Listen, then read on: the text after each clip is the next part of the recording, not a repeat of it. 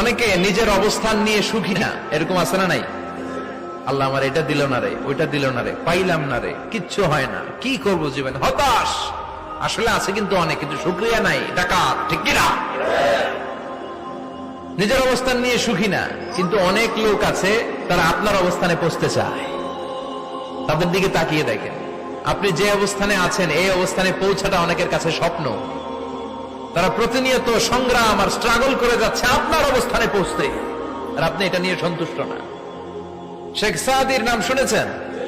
বালাগাল উলা কাশাফাত দুজা, এই কবিতাটা রচয়িতা ইরানের বিখ্যাত এক কবি।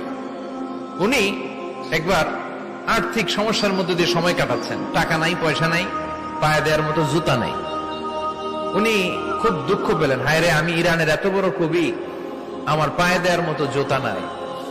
দুঃখ ভরা মন নিয়ে রাস্তায় হাঁটতে বেরোলেন। হাঁটতে হাঁটতে হঠাৎ দেখলেন একটা লোক শুয়ে শুয়ে কাঁদছে, ওই লোকটার দুইটা পাই নাই, পাই নাই। উনি সেজদায় পড়ে গেলেন, আল্লাহর কাছে ক্ষমা চাইলেন, আল্লাহ অনেক দিয়েছো, শুকর আলহামদুলিল্লাহ।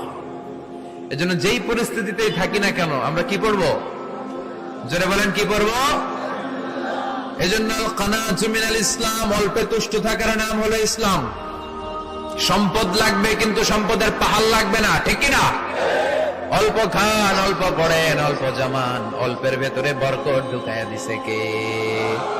দেখবেন যাদের সম্পদ অল্প তারা সুখী বেশি।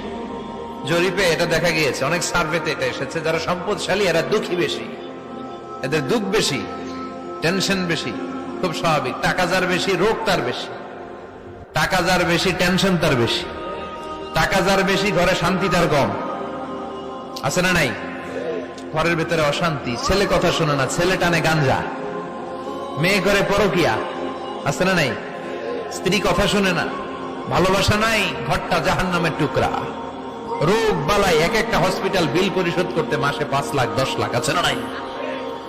কিছু খেতে পারে না, ডাক্তার একেবারে ডায়েট মেনু বেঁধে দিয়েছে। ডায়েট, ভেরি ডায়েট মেনু, এটা এটা এটা এটা কিছুই খাবেন না, শুধু গরু খাবেন না, খাসি খাবেন না, চিংড়ি খাবেন না, খালি ঘাস খাবেন। ইচ্ছে মতো ঘাস খাবেন, মানে ঘাস জাতীয় যত আইটেম আছে সব খাবেন। শাক খাবেন, সবজি খাবেন, সালাদ খাবেন। গরু, চিংড়ি, মুরগি, গোশত, ইলিশ কিছু খেতে পারে না। তাহলে রোগ বেশি, খাওয়ার মজা নাই, ঘরে সাংসারিক শান্তি নাই, খালি ব্যারাম আর ব্যারাম, ঠিক কিনা? কিন্তু সম্পদের পাহাড় ঘটেছে।